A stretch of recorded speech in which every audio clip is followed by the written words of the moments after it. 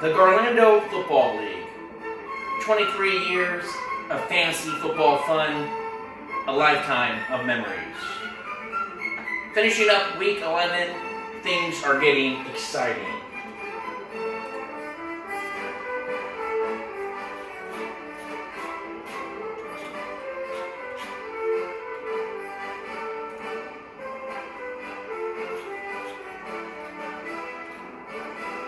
Mahomes on fire retained his first place.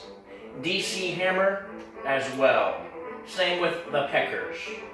After that, things started to change. 6 teams are slated at 7-4, with another one right behind it.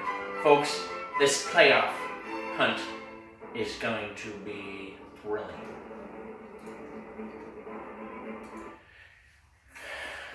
Week 11 recap. Starting off with our namesake, Garl and Don versus Nowhere Out There. What looked like to be a shootout for the Philadelphia Eagles was anything but.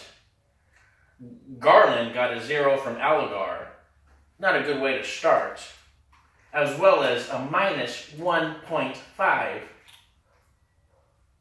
from Carson Wentz. Once again, not very good.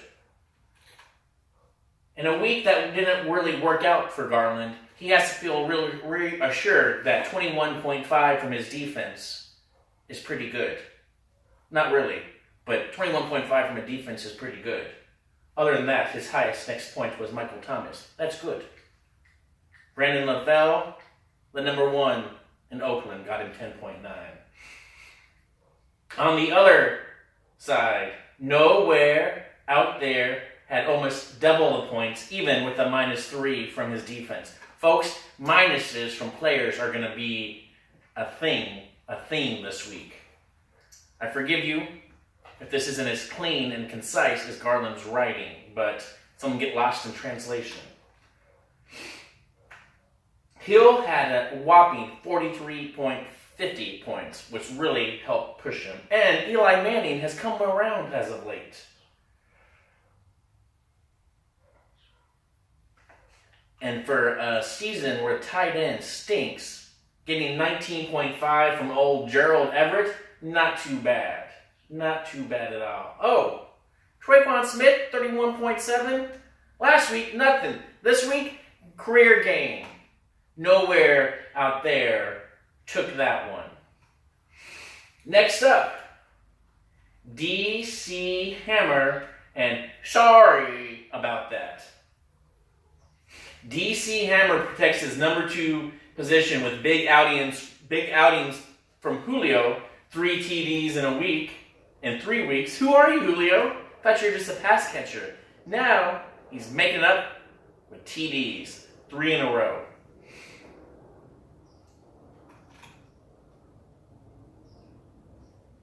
Drew Brees, Lutz, Pittsburgh D led the way.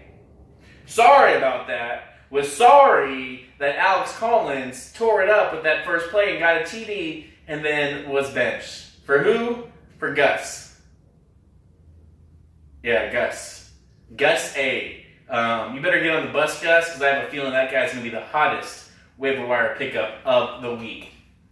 Count it. Oh, Ebron? Yeah, sorry about that. That guy's more inconsistent than my bowel movements. Hey-oh! I'm just joking. I shit like 3 times before noon. Okay. Sorry about that. Also had another D in the minus. Philadelphia D, minus 2.5. Defending champions got spanked by the New Orleans Saints. The same Saints who lost the first game of the season to the Bucs. Folks, that's not the same Saints. Saints and Chiefs are going to the bowl. Mark it. Ooh, next up. They moved it. Sorry, guys. Ooh, that's what happened. He's changed his name. J and 10 is no longer J and 10. He's Yo and 10. Versus Say What Again. We want to congratulate you for getting your first game, your first win of the season. And Say What Again, you lost to the worst team in the league. I know this is your first year, I believe. I think so. In the league. If not, I apologize for my non-correctness. But you can't be losing to the last place. J and 10, which is now back to the handyman, which kind of threw me off. He got his first win with first-year kids like Christian Kirk and Kerryon Johnson. Man, Christian Kirk, 16.7, and Kerryon Johnson, 17.7. Very nice. Only bad thing is Kerryon Johnson's hurt and he plays on Thursday. So, hey, you know what? It was fun when it lasted, Mr. Handyman, but, yeah. Now you just got to play record and ruin anyone else's chance for getting in. Oh, and speaking of D, if someone knows D, old Joe the Handyman knows D real good. 20 points from the Saints. And I'm pretty sure, if I'm not mistaken, that was a pickup from this week. Just picked him up. 20 points. Helped propel him over Say What Again. Let me break it down. You lost. Say what again? I said it. I'm just joking. So going along with the theme of negative points, his defense did not get negative 3.5, which really isn't that good from Baltimore's defense. But his kicker came in at minus 0.75.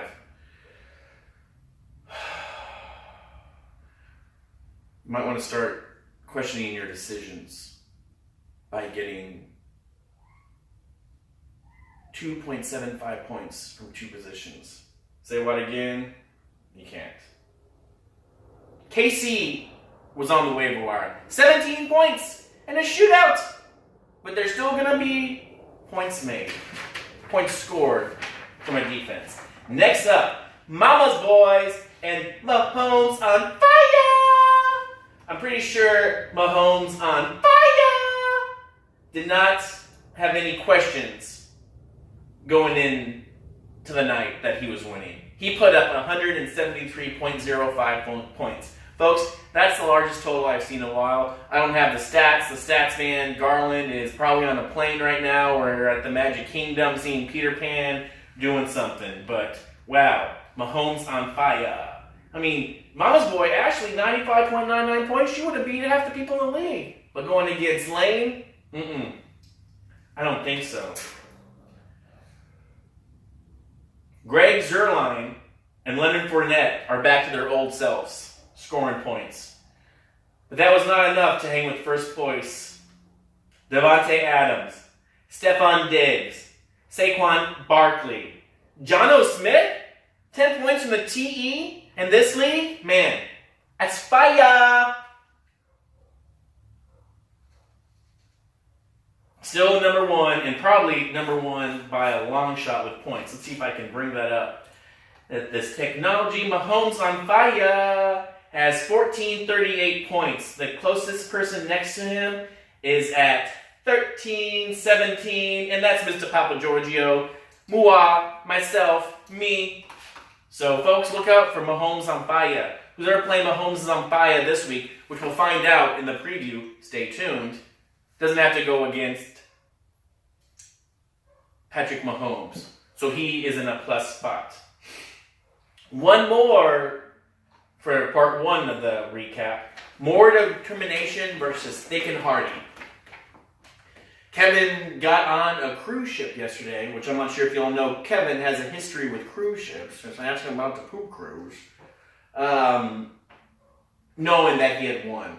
So he can enjoy that cruise with his family, knowing that he beat more determination. Looks like Ryan's still needing more determination. See what I did there? I took your name and I used it as part of my piece. After Kevin laid it on him, not really thick or not really hardy, boom, did it again. Just better this week. Vance McDonald was showing that trade was worth it. And Andy Dalton actually played well.